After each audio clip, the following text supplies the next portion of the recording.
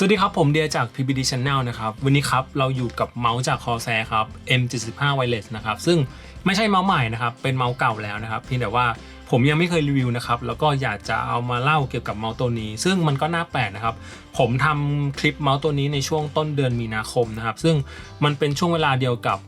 ช่อง YouTube ช่องหนึ่งนะครับที่ผมดูประจำคือ Rocket Jump Ninja นะครับเป็นช่องรีวิวเกมมิ่งเกียร์ระดับเทพเลยเพราะว่าเขามีคนตามประมาณ100,000 กว่าคนนะครับเขาชื่อไซนะครับไซเนี่ยเขาอยู่ดีๆก็รีวิวเมาส์ M45 ตัวนี้ของ Corsair นะครับผมก็งงเมาส์มันหลายปีแล้วทำไมเขาถึงเอามารีวิวนะครับคือเนื้อหาหลักๆในคลิปคือเขาพูดถึงเรื่องของในปัจจุบันเนี่ยมันมีเทคโนโลยีเรื่องของพลิเลต8,000 อะไรต่างๆมีเทคโนโลยีอะไรใหม่ๆมากมายมันทำให้คนอาจจะลืมนึกถึงเรื่องของรูปทรงซึ่งเป็นเรื่องสำคัญที่สุดนะครับเพราะว่าอย่างที่ผมบอกทุกคลิปนะครับแล้วก็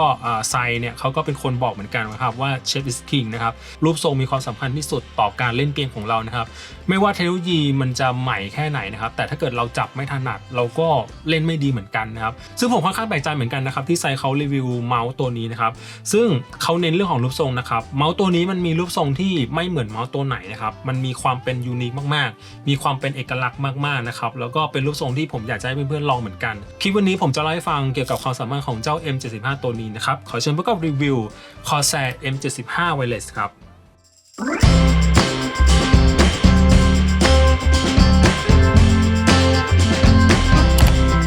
จริงๆ A75 ผมเคยรีวิวเวอร์ชัน Air ไปแล้วนะครับจะเป็นเวอร์ชันที่มีน้ำหนักเบานะครับแล้วก็ไม่มีไฟ RGB ตัวเนี้ยครับมีน้ำหนักเพิ่มขึ้นนะครับแล้วก็มีไฟ RGB นะครับแล้วก็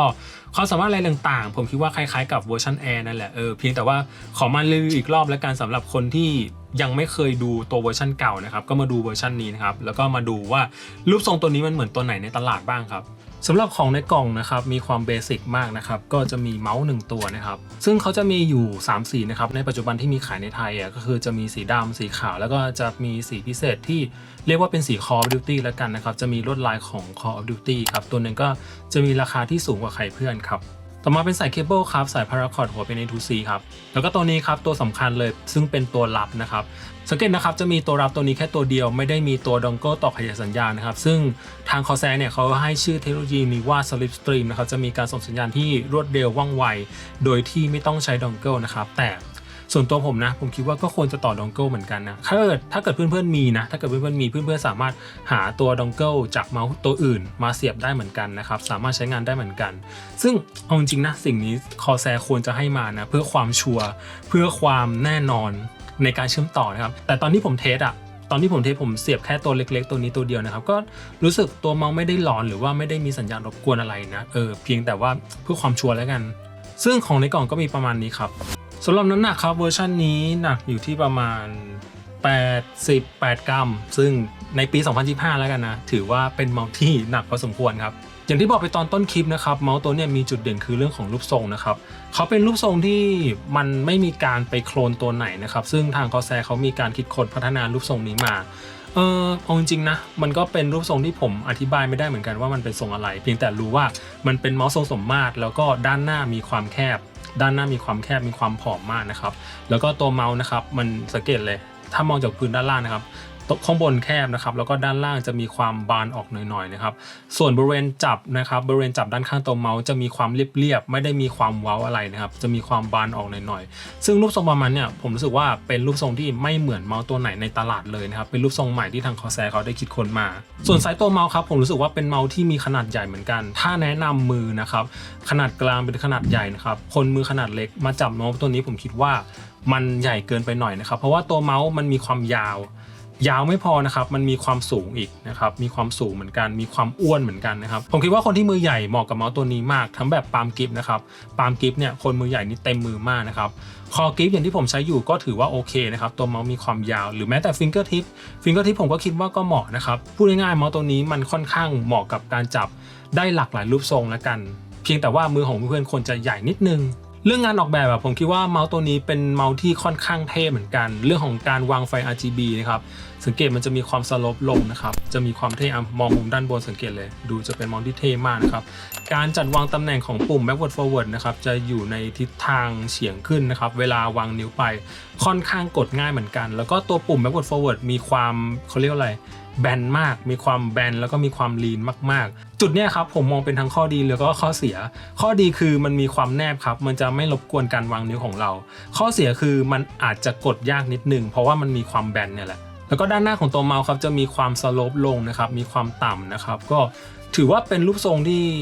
แปลกใหม่แล้วก็ค่อนข้างชอบพอสมควรเลยส่วนตัวผมนะเรื่องของการโคตติ้งแล้วก็พื้นผิวนะครับรู้สึกว่าเมาส์ตัวนี้จะมีพื้นผิวอยู่2แบบส่วนบริเวณตรงเนี้ยด้านข้างตัวเมาส์นะครับด้านซ้ายแล้วก็ด้านขวาจะเป็นผิวสากๆหน่อยแล้วก็ตรงนี้จะเป็นผิวเรียบๆหน่อยแล้วก็ตรงนี้จะเป็นผิวสากๆหน่อยซึ่งเขาจะมิกซ์กันนะครับมีหลายพื้นผิวเหมือนกันสำหรับเมาส์ตัวนี้แต่โดยรวมรู้สึกว่าตัวเมาส์มีความฝืดพอสมควรนะครับแล้วก็ไม่ค่อยได้เก็บเหงื่อเท่าไหร่อาจจะเป็นเพราะสีดำด้วยมั้งมือเราเลยไม่เห็นเหงื่อเท่าไหร่แต่ผมรู้สึกว่า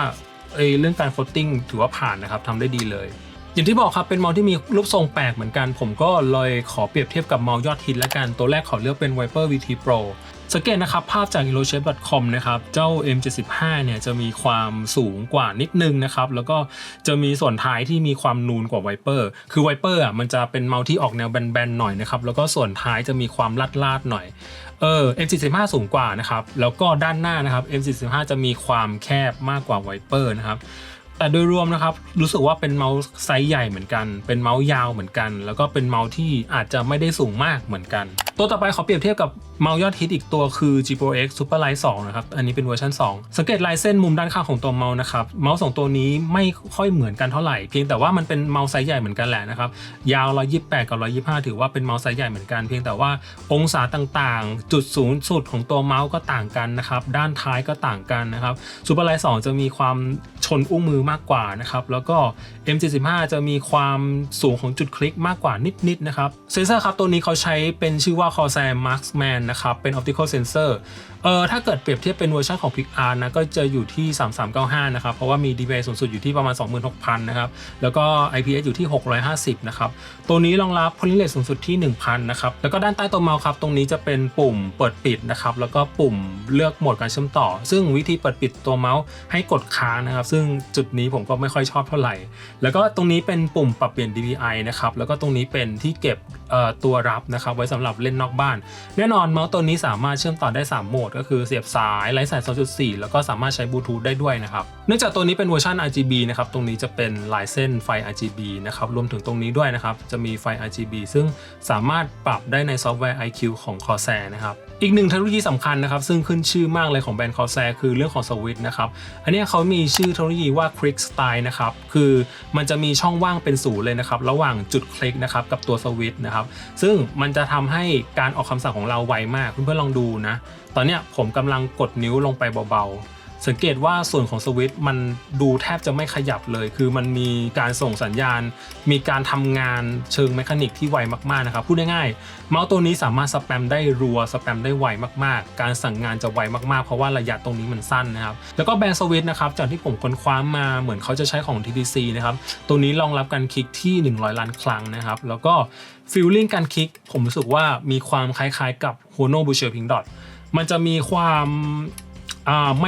ไม่แข็งมีความนุ่มๆมีความนิ่มๆอยู่ฟังเสียงคลิกนิดนึงครับ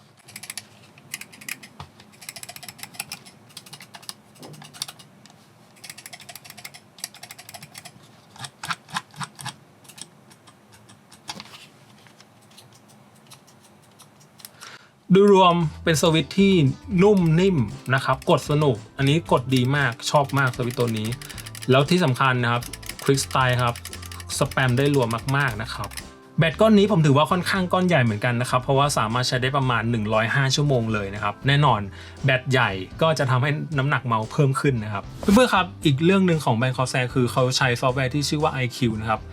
ผมไม่รู้ว่าถ้าผมพูดสิ่งนี้ไปมันจะดีต่อแบรนด์ไหมนะครับแต่ผมก็ต้องพูดตามตรงว่า iQ เป็นซอฟต์แวร์ที่ผมไม่ชอบเลยมัน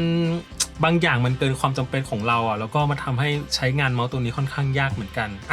ผมขอให้ดูคร่าวๆแล้วกันยังไงมันก็ต้องรีวิวให้ครบเนาะนี่ครับ iQ นะครับโหลดเข้ามานะครับเรา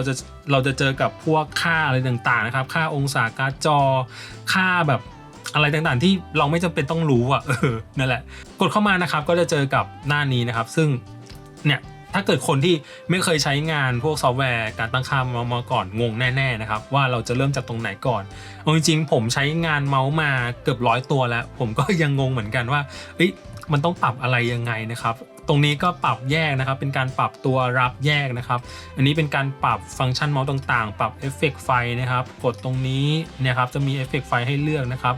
Key Assignment นะครับเป็นการตั้งค่าคีย์ต่างๆนะครับ DPI นะครับสูงสุดอยู่ที่ 26,000 นะครับแล้วก็มาเซตสเตตตรงนี้นะครับสามารถเซตได้แล้วก็ Surface Calibration นะครับเป็นการ Calibrate แผ่นรองเมาส์ก็ไม่แนะนำให้ไปปรับนะครับเอาจริงๆนะครับถ้าเกิดจะใช้งานเมาส์ตัวนี้เราไม่จำเป็นต้องโหลด IQ ก็ได้นะครับเพราะว่าใต้ตัวเมาส์มันก็มีพวก DPI ตั้งค่าไว้อยู่แล้วนะครับก็ค่าจากโรงงานก็เป็น400 800 1,200ซึ่งเป็นค่าที่เราใช้อยู่แล้วนะครับสำหรับบางคนที่ใช้ DPI ประมาณนี้นะครับก็ไม่จำเป็นต้องโหลดเพราะผมคิดว่าโหลดมันค่อนข้างที่จะใช้งานยากนิดนึงนะครับแล้วก็ตรงนี้ครับจะเป็นการตั้งค่าตัวรับนะครับกดเข้ามานะครับแล้วก็กดที่เฟืองตรงนี้นะครับตรงนี้เป็นการเลือก polling rate นะครับสูงสุดที่ 1,000 นะครับแล้วก็รูปตัวเมาส์ตรงนี้นะครับกดเข้ามาก็จะเป็นการเซตค่าต่างๆของตัวเมาส์อีกนะครับเอาจริงเป็นซอฟต์แวร์ที่งงเหมือนเดิมนะครับแล้วก็ยืนยันคำเดิมนะครับ IQ เป็นซอฟต์แวร์ที่ไม่ควรโหลดเลยนะครับแล้วก็อยากจะให้ Corsair ปรับปรุงตรงนี้นะครับมันจะทำให้เมาส์ของ Corsair น่าใช้งานกว่านี้นะครับอันนี้เป็นความเห็นจากคนที่จับเมาส์มาเป็นร้อยๆตัวแล้วละกันนะครับความรู้สึกในการใช้งานครับผมอยากจะเล่าอย่างนี้ละกันรูปทรงของเมาส์ตัวนี้ผมถือว่าผ่านเป็นรูปทรงที่ดีมากๆเป็นรูปทรงที่เข้ามือกับคนมือใหญ่มากๆนะครับแล้วก็รูปทรงมีความยูนิคมีความเป็นเอกลักษณ์ไม่มีการเลียนแบบเมาส์ตัวไหนนะครับCorsairเขาคิดรูปทรงใหม่เลยนะครับแล้วก็มีความแตกต่างจากเมาส์ในตลาดพอสมควรด้านหน้าแคบนะครับด้านท้ายมีความบานออกนะครับซึ่งสิ่งนี้เป็นจุดเด่นแล้วก็อันนี้ส่วนตัวนะครับผมมีความรู้สึกว่ายิ่งเวลาตัวเมาส์ด้านหน้ามันแคบเวลาเราทาบนิ้วลงไปเวลาเราล็อกข้อมือของเรารู้สึกว่า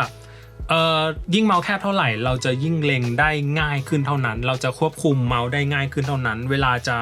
สะบัดเมาส์แล้วหยุดตัวเมาส์รู้สึกว่าเวลาเมาส์หน้าแคบเราจะเล็งได้ตรงเล็งได้แม่นแล้วก็หยุดตัวเมาส์ได้ง่ายอันนี้น่าจะเป็นความชอบส่วนตัวของผมมั้งคือผมเป็นคนที่ชอบเมาส์ที่ไม่กว้างมากชอบเมาส์ที่มีความแคบๆแบนๆหน่อยถ้าใครชอบคล้ายๆผมคิดว่าก็น่าจะชอบตัวนี้เหมือนกันนะครับแล้วก็อยากจะย้ำนะครับมันไม่ใช่เมาส์เล็กนะครับมันเป็นเมาส์ที่มีความยาวแล้วก็มีความสูงบริเวณตรงกลางเนี่ยประมาณตรงเนี้ยมีความสูงพอสมควรนะครับแล้วก็หน้าไม่ได้ต่ำเท่าไหร่แล้วก็ท้ายก็ไม่ได้ลาดอะไรเท่าไหร่นะครับด้านหน้าจะแคบๆหน่อยคิดว่าเป็นรูปทรงที่น่าลองนะครับแล้วก็ที่สำคัญเลยคือเรื่องของราคาครับซึ่งตอนนี้เขามีการนำเข้าล็อตใหม่มามันจะมีราคาถูกลงเท่าที่ผมเช็คล่าสุดเนี่ยเป็น Corsair Official เลยนะครับ Corsair ของไทยเลยราคาอยู่ที่ 2,490 บาทถือว่าถูกกว่าเมื่อก่อนเยอะคือเมื่อก่อนมันประมาณ 4,000 กว่าบาทเลยผมรู้สึกว่าเป็นเมาส์ที่มีราคาแพงพอสมควรแต่ล็อตเนี่ยเป็นล็อตที่นำเข้ามาใหม่นะครับประมาณ 2,490 บาทถือว่าเป็นราคาที่เอื้อมถึงแล้วก็น่าลองเหมือนกันสำหรับคนที่อยากจะลองรูปทรงใหม่ๆนะครับแล้วก็คนที่มือไซส์ใหญ่ผมแนะนำให้ลองนะครับเพื่อนๆน่าจะไม่ผิดหวังนะครับแต่ก็อยากจะย้ำอีกข้อนึงคือเรื่องของน้ำหนักนะครับมันไม่ใช่เมาส์เบานะครับ88 กรัมในยุคปัจจุบันผมถือว่าเป็นเมาส์ที่หนักพอสมควรนะครับถ้าเกิดใครชอบเมาส์เบาคิดว่ายังไม่เหมาะกับเมาส์ตัวนี้แต่ก็ไม่ใช่ทุกคนที่ชอบเมาส์เบาใช่ไหมบางคนก็ชอบเมาส์ที่มีน้ำหนักนิดหนึ่งก็เป็น1ตัวที่น่าสนใจครับคิดว่าน่าลองนะครับ2,490 บาทเป็นราคาที่ไม่ได้เกินไปนักนะครับยังไงลองหาเล่นดูแล้วกันผมทิ้งช่องทางการสั่งซื้อไว้แล้วนะครับยังไงก็ลองไปช้อปปิ้งดูแล้วกันนะครับก็ประมาณนี้ครับเพื่อนๆถ้ามีคำถามอะไรมาแลกเปลี่ยนกันได้นะครับยังไงเจอกันกับคลิปหน้าครับสำหรับวันนี้สวัสดีครับ